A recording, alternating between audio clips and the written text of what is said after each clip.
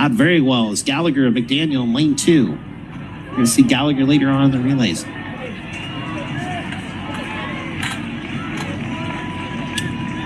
Gallagher, the victory here in section number 1. Je suis à deux doigts de te sortir. Je vais vous expliquer pourquoi. Mais c'est inadmissible. Donc l'athlète a gagné sur le 200 mètres, d'accord, avec 5 secondes, féminin. avec 5 secondes Mais tu sais ce que d'avance c'est sur les 5 autres. secondes, c'est énorme. Oui, c'est énorme. Ensuite, il y a eu plein d'autres courses où cet athlète a été battu. Cet athlète n'a plus fait de résultats extraordinaires. Bon là, c'est suite à un scandale concernant un athlète transgenre qui donc courait dans la catégorie des femmes, et qui a éclaté tout simplement le score des femmes. Après, Gilles Vanez nous dit que cette nouvelle femme s'est fait éclater ensuite par d'autres, parce que j'imagine que ça, c'était pas la finale d'un championnat, mais c'était voilà des qualifications, et qu'en tout cas, elle a rien gagné à la fin. Mais ça prouve pas l'égalité entre les transgenres et les femmes, par exemple. Par exemple, moi, je suis un homme, et je vais me faire éclater par des femmes qui ont l'habitude de faire du 100 mètres ou du 200 mètres. Pourtant, je suis un homme, et on va pas dire « Ah, les femmes sont supérieures aux hommes ». Non, elles sont supérieures à moi, parce que je n'ai pas l'habitude d'en faire. Donc là, par exemple, pour ce transgenre, c'est pas le top des athlètes. Donc, à un moment donné, à son niveau, on va dire, de performance, il éclate des femmes. Après, bien sûr que les meilleures des femmes, elles vont quand même être meilleures que lui. Parce que dans le meilleur des femmes dans l'athlétisme, elles battent beaucoup d'hommes en général. C'est juste que les meilleurs des femmes ne battent jamais les meilleurs des hommes. Sinon, les catégories seraient mélangées, en fait. Il n'y aurait pas de distinction homme-femme. C'est pas le plaisir de séparer les sexes qu'on fait des compétitions sportives en fonction du genre.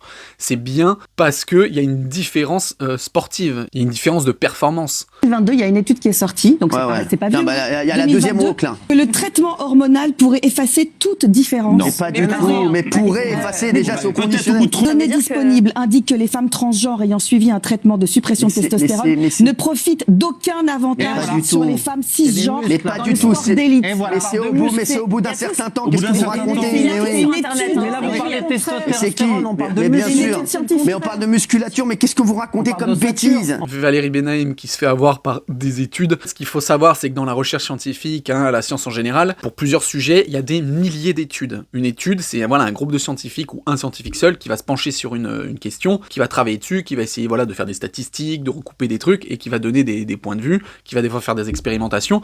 Mais le truc d'une étude, c'est que après, il faut qu'elle soit validée par ses pairs et par le consensus scientifique. Un truc tout con, mais par exemple, en physique, il y en a qui ont fait des thèses sur comme quoi, par exemple, il n'y a pas de Big Bang, il n'y a pas d'origine. Ça existait pendant longtemps, il y a des études qui étaient faites, et finalement, il y a d'autres études qui ont, avec d'autres moyens et d'autres recherches, ont pensé beaucoup plus probable la théorie du Big Bang. Et là, aujourd'hui, c'est un consensus scientifique qu'il y a eu un moment zéro avec une singularité. Bon, bref, c'est pour dire qu'en fait, même les scientifiques, faut pas dire amen à tout. Les scientifiques, ils donnent des thèses avec certains outils, mais c'est pas pour ça que c'est une vérité. Et là, en plus, dans l'étude qu'elle lit, ils mettent bien au début qu'ils pourraient ne pas avoir d'incidence. Pourrait, c'est du conditionnel. Une étude scientifique utilise du conditionnel. C'est pas une valeur de vérité. Ils sont tellement matrixés par le wokisme qu'on a bien sûr le droit de dire qu'un homme et une femme c'est différent. Mais c'est ça.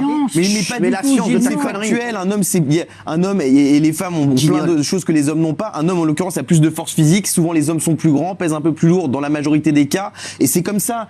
Et aujourd'hui, en fait, même ça vous voulez le cancel, même ça vous voulez oublier qu'une personne trans très bien, elle est respectable évidemment, mais on a le droit de dire que ça a été un homme avant, qu'elle a le corps d'un homme, qu'elle est née avec les facultés d'un homme. Même ça, on n'a plus le droit de le dire avec vous, c'est insupportable. On va rentrer dans la logique des LGBTQ+, et compagnie, là, des transgenres en particulier. Pour eux, et pour Gilles Verdez, il faudrait les considérer comme des femmes, si c'est des hommes qui sont devenus femmes, et donc elles devraient courir dans la catégorie des femmes. Déjà, l'inverse, c'est marrant parce que on observe que ça n'existe jamais. Il n'y a aucune femme qui est devenue homme qui performe dans les compétitions hommes. Donc ça montre bien que même si tu as envie de changer de sexe, que tu te rajoutes des hormones pour avoir d'autres voix, des visages plus carrés, tout ce que tu veux, des poils qui poussent, c'est pas ça qui va te faire devenir au même niveau qu'un homme, on va dire à un niveau égal de performance en étant pro. Donc voilà, ça montre bien la supériorité physiologique des hommes. Ensuite, ce qui est marrant, c'est que ces gens-là, ils sont constamment dans l'idéologie de te dire qu'il faut déconstruire le bigenre, c'est-à-dire homme et femme, il faut vraiment casser ça,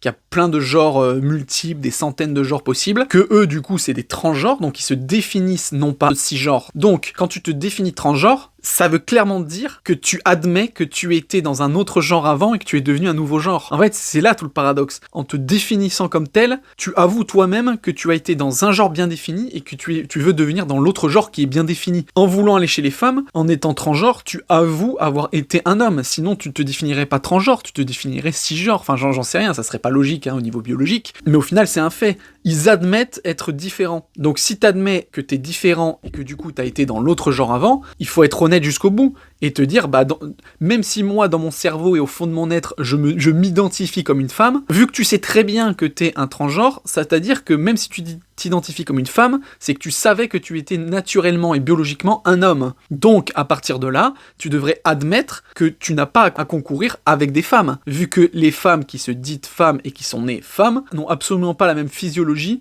que toi, qui est transgenre et qui est né homme, avec une physiologie d'homme, une ossature d'homme, une musculature d'homme. Même avec toutes les hormones qu'on peut te balancer, te diminuer ta testostérone, tu auras tout un tas d'autres facteurs innés à l'homme que tu pourras pas enlever, en tout cas aussi facilement. Et donc voilà pourquoi c'est ridicule et que leur argumentaire de dire oui, non, mais on s'identifie comme des femmes et on est des femmes maintenant, ça n'a aucune valeur en fait sur le plan sportif, parce que le sport s'identifie à la nature, à la physiologie, à la biologie.